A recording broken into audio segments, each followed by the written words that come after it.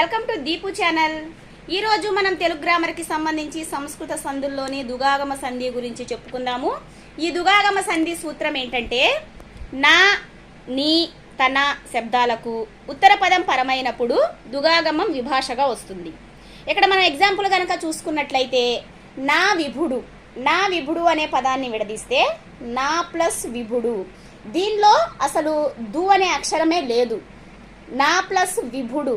ఇప్పుడు మనం ఈ పదాన్ని ఎప్పుడైతే సంధి కార్యం జరిగిన తర్వాత రెండు పదాలని పూర్వపదాన్ని పరపదాన్ని కలుపుతామో అప్పుడు దు అనే అక్షరము ఆగమంగా వస్తుంది. ఇలా దు అనే అక్షరం ఆగమంగా వచ్చి చేరడాన్ని దుగాగమ సంధి అని అంటారు.